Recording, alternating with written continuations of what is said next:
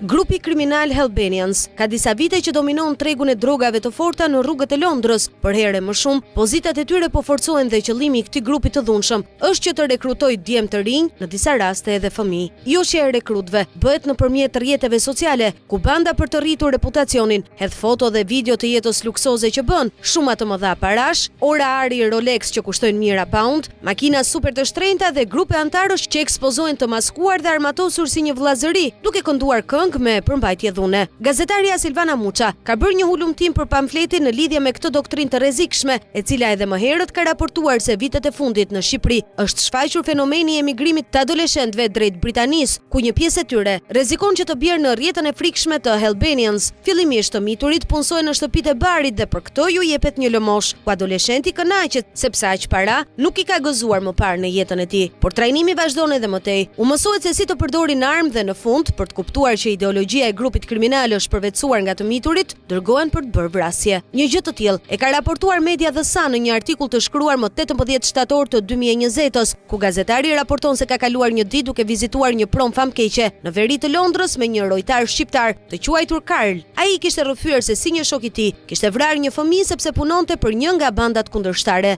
Policia e gjeti trupin jashtë banesës së familjes së tij me mesazhin: "Mos u ngatroni me mua se kjo do t'ju ndodh." Por vala e ideologjisë së grupit kriminal Albanians është rrirë edhe në Itali. Më 10 tetor 2020, policia italiane çmonton një grup të dhunshëm, ku antarët ishin të mitur dhe që vetë quheshin Albanians. Grupi vepronte në zonën e Tugulios, ku akuzohen për një seri të gjatë krimesh dhe si qëllim kishin që të tregonin epërsi ndaj bashkëmoshatarëve të tyre. Pjesë e grupit të dhunshëm janë 18 adoleshent, ku 3 prej djemve janë arrestuar dhe dërguar në një burg për të mitur në Piemonte. Ndaj tyre policia ka dokumentuar rreth 20 episode të dhunshme, ku disa prej antarëve të grupit ishin përgjegjës për grabitje, vjedhje, zhvatje, sulme, plagosje, rrahje dhe ngacmime nëpërmjet rrjeteve sociale, ku kontaktoheshin dhe kërcënoheshin viktimat. Gjatë kontrolleve u gjetën 2 armë lodër, imazhet e të cilave u postuan në profile të ndryshme të rrjeteve sociale në përdorim të djemve dhe video që tregonin skena dhune dhe përleshje.